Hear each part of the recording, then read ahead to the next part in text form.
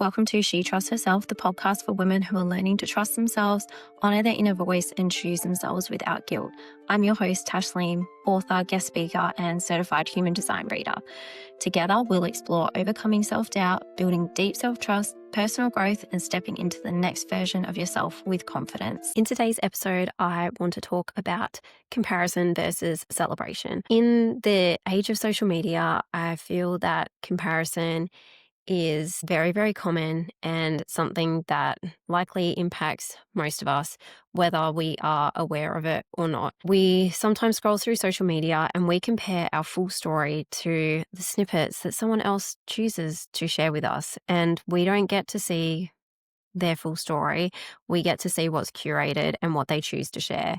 And it's really difficult for us because we go, oh, our life doesn't look the way that theirs does. And of course it doesn't, because we know our full story, our whole journey, and we're only seeing what they want us to. And it's kind of a smoke and mirrors comparison, and it's not fair to you and it's not fair to them either. What I want to run through with today's episode is how can we go from being in that state of comparison and not enoughness to feeling that we are doing enough and we are enough, and that we don't have to be envious or jealous of other people's success, and their success does not detract from anything that we are doing or have done in the past either. One thing that has really helped me is being mindful of the social media accounts I follow. And I'm most active on Instagram. So one of the things that I like to do every now and again, especially if I find myself doom scrolling, is to think about how I feel after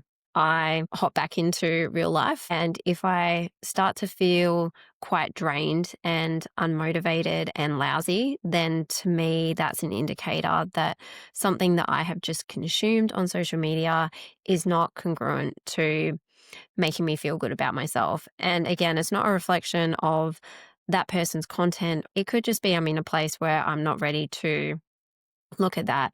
And so what I'll do is an audit and go through the accounts that I'm following and just see who still feels like a right fit for me. And if I no longer want to see their content, then I will either unfollow them, or I might just even put them on mute as well and reevaluate a little bit later on as to whether I still want to engage with their content or not. I find that that method works quite well, especially early on in my personal development journey when I wasn't necessarily aware of how much I was comparing myself to other people and how lousy I was feeling after being on social media. I noticed that a lot of the accounts I was following weren't actually ones that I wanted to follow. So, for instance, I was following a lot of influencers at that time, and they would be very fit and looking after themselves in terms of nutrition and very like controlled eating and things like that. And that wasn't congruent to the stage of my life that I was in, where I had gained 10 kilos in the space of a month and was not feeling great about the way I looked. And that was just adding fuel to the fire. And again, it was nothing that they were doing, because their content was very inspirational for the people that were ready to interact with it. But for me, it was just making me feel lousy about myself because I thought I'm not like that right now. And so I really went through and unfollowed a lot of accounts that I had been following for a while because they no longer resonated with me. And so I decided to be very mindful about the accounts that I was following and thought, okay, what do I want to see in my feed? What do I want the algorithm to keep bringing me? And I decided that I wanted to have lots of inspirational content and personal development, and ones that helped me really think and reflect on the life that I wanted. And it became kind of an accountability tool. And that felt really good at the time. The thing is, what feels good at one point of your life may no longer feel great after a while. So that's kind of why it becomes that continual review process to see what feels good and what doesn't. And when I became a mum earlier this year, I went through a phase of postpartum anxiety, and I culled a lot, not necessarily on social media, but I did definitely take a step back from that because consuming all of that content felt very overwhelming because I felt very stuck. Like I didn't even want to leave the house. So seeing people achieving all of their goals and making big progress, I was so proud for them and was wanting to celebrate their success. And I wanted to be that supportive person, but I just knew that it wasn't feeling right for me to be in that space. And their success, even though it took nothing away from any of the things that I had achieved, just made me feel like I was standing still. So I decided to just take a step back completely because it didn't feel genuine at that point in time to be supportive and to be celebrating other people in the capacity that I wanted to. Even now, there are times where I look at what other people are achieving and I really have to be mindful. It's just going, okay, they are absolutely smashing it. They've figured out what they want to do and their business is thriving. They're thriving. They're growing and implementing all of these things. And the shifts and insights that they're having is absolutely amazing. And there'll be a part of me that goes, you're standing still. They have surpassed you and you're in their review mirror, and people aren't going to want to be around you because what are you actually doing?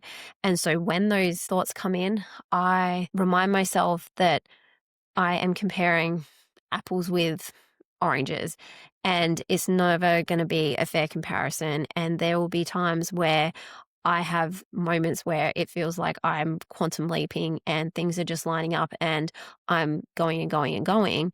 And then there will be other periods in my life where it's a slower season. And the same applies for other people. So comparing my slower season with someone else's fast season isn't fair to them or to me. And it's so common, I think, as well, for us to have those thoughts and feelings. And then we get so in our head and we end up procrastinating, and our self-confidence takes a hit as well because we go, what's wrong with me? Why aren't I seeing the progress that I want, whereas other people are?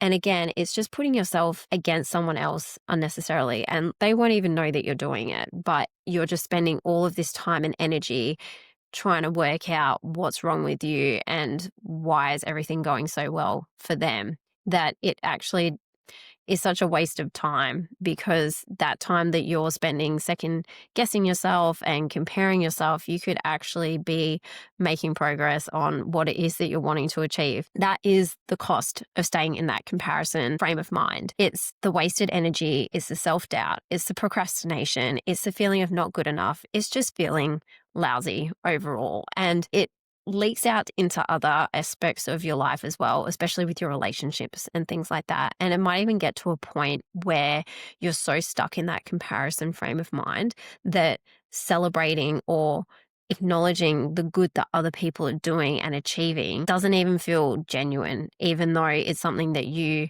really want to do, is to be supportive and be a cheerleader for other people. And you might reach that point where you go, I don't actually want to be like that. I just feel really bitter and resentful. And who wants to be in that energy? It's really unpleasant and uncomfortable. So just be mindful of that and just know that you're not alone and that there are things that you can do to try and move out of that frame of mind as well. And one of the things that helps me is just acknowledging when those feelings come to light. And when they do, I sit with it and go, okay, well, what's causing this and what do I want to do about it? Sometimes it might be taking a step back and not interacting with that account or person, or maybe it's just removing myself from social media and just having some time away from it, because we don't have to be consuming or creating content all of the time. We're allowed to take breaks, and it's good for our mental health to do so. Another thing that you can do as well is just reminding yourself that success is not limited, that everyone can achieve it and everyone is entitled to, especially if they're putting in the work to make their goals a reality, then they deserve all of that success and what they're achieving.